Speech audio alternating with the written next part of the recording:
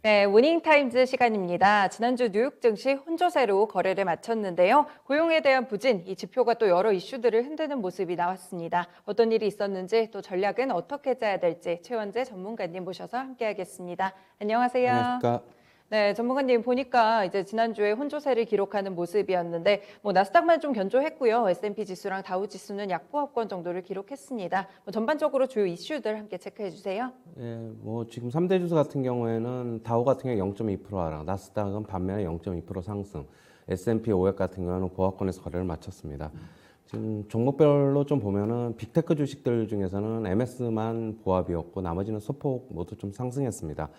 엔비디아 같은 경우는 2% 정도 상승했고요. 모더나는 4.7% 상승했습니다. 코로나 백신 부스터샷을 이제 조건부 승인을 2위에 요청했다는 소식에 강세를 나타냈습니다. 그리고 지금 리오프닝 관련주들이 조금 상대적으로 좀 많이 좀 약했습니다. 델타 항공은 한 1.4%, 그 다음에 아메리칸 에어라인 같은 경우는 2% 정도 약세를 나타냈고요.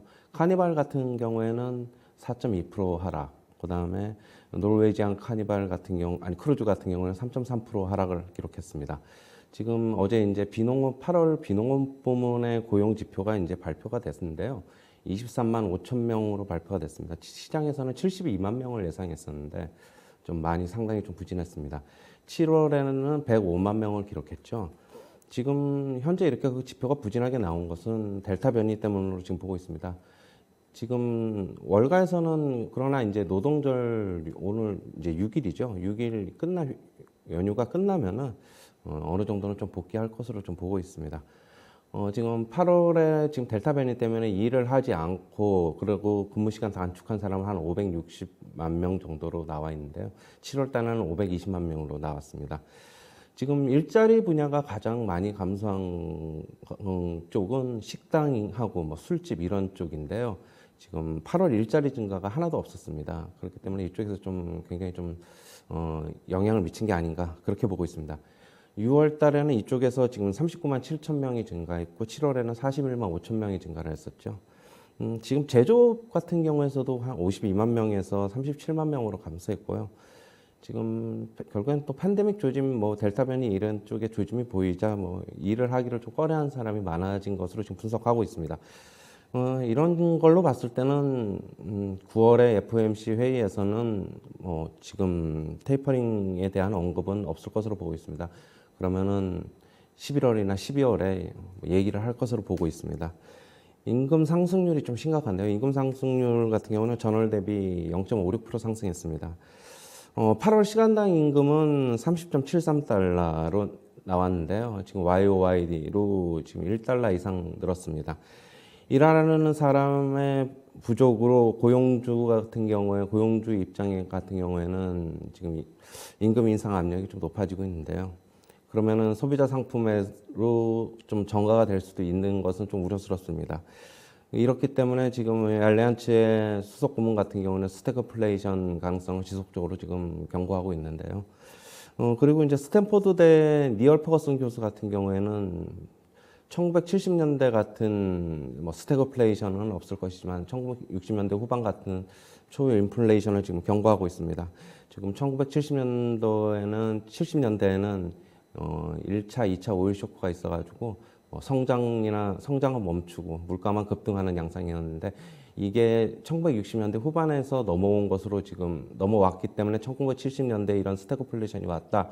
니얼 퍼거슨 교수는 이렇게 얘기하고 있습니다. 네, 여러 가지 이슈들 좀 말씀 들어봤는데요. 먼저 저희 지수부터 좀 같이 보시면 이 나스닥 지수 계속해서 좀 최고치를 경신을 하고 있습니다. 시장 전반적으로 부진하더라도 기술주 쪽이 좀 상당히 강한 모습인데 전문가님이 보시기에는 이쪽이 언제든 꺾일 수 있는 좀 고점 구간이라고 보시나요? 아니면은 어느 정도 조금 더 추가적인 상승이 있을 거라고 보세요? 저는 조금은 더 갈 것이라고 보는데 그 기간이 그러니까 이게 급격하게 꺾이지는 않을 것으로 보고 네. 당분간 박스권 상단에서 상승과 하락을 좀 반복할 것으로 보고 있습니다.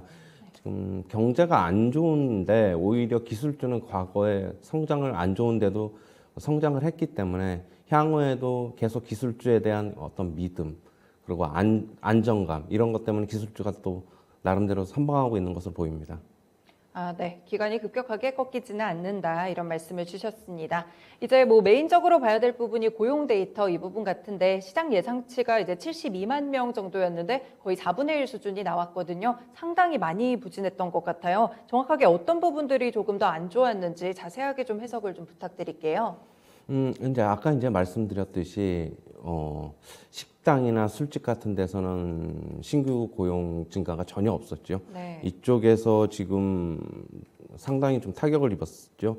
그러니까 7월 같은 경우는 이쪽에서 한 40만 5천 명 정도가 좀 늘어났는데 네. 이쪽에서 그러면 한 40만 명 정도로 그냥 수치에서 더 업을 시키면은 뭐 63만 5천 명 뭐 이 정도로 또 우리가 좀 증가폭을 기대할 수도 있었는데 뭐 전혀 없었고 그렇기 때문에 지금 그래서 이쪽에서 상당히 좀 타격을 입은 것으로 보고 네. 제조업 부문에서도 한 15만 명 정도가 감소했기 때문에 부진하게 나온 것으로 보고 있습니다. 그렇더라도 이 정도가 이제 다 수치적으로 다 이제 감안을 한다고 하더라도 네. 80만 명에도 못 미치기 때문에 7월 대비해서는 여전히 뭐 부진한 건 맞습니다. 아까도 얘기했듯이 델타 변이 때문에 사람들이 실질적으로 일하기를 꺼려했고 그런 것이 원인으로 보고 있습니다. 네. 역시나 뭐 델타 변이 바이러스가 상당히 큰 영향을 미치고 있는 것 같아요. 말씀 주신 대로 식당이나 술집 이쪽에서 신규 고용이 크게 없었다는 점이 조금 더 지표를 부진하게 만든 원인이었기 때문에 그런 것 같습니다. 네, 이렇게 고용 지표가 부진하다 보니까 결국에는 이제 연내에 한다던 테이퍼링의 지연 가능성 이야기가 흘러나온 것 같아요. 아무래도 뭐 약간 반반으로 나뉘더라고요. 기사들을 몇 개 체크를 해보니까 뭐 테이퍼링 발표 시점이 조금 더 미뤄질 것이다. 아니다. 그대로 갈 것이다. 이런 이야기들이 있는데 이제 9월에 FOMC 있잖아요. 이때 시점으로 그러면 뭐 얘기가 나올 거라고 생각하세요? 전문가님 아니면 조금 더 미뤄질 거라고 보세요? 아까도 이제 말씀드렸는데 네. 9월에는 나오는 거는 뭐 거의 가능성이 없을 것으로 보고 있습니다. 네. 그러면은 이제 11월이나 12월인데 양월간에 그쪽에서는 얘기가 나오지 않을까 그렇게 지금 보고 있습니다. 지금 보면은 뭐 결국에는 9월 달 또 지표를 좀 봐야 되는데 네. 이렇게 8월 같은 쇼크는 좀 없을 것으로 보고 있습니다. 네, 고용 쇼크가 9월까지는 가지 않을 것이다. 그래서 11월이나 12월 시점을 예상을 해주셨습니다. 그리고 몇 가지 이제 경제학자들에서 나온 그런 발언들을 함께 살펴봤는데 스태그플레이션 아무래도 이제 성장은 더딘데 물가는 높은 상황이라고 볼 수 있잖아요.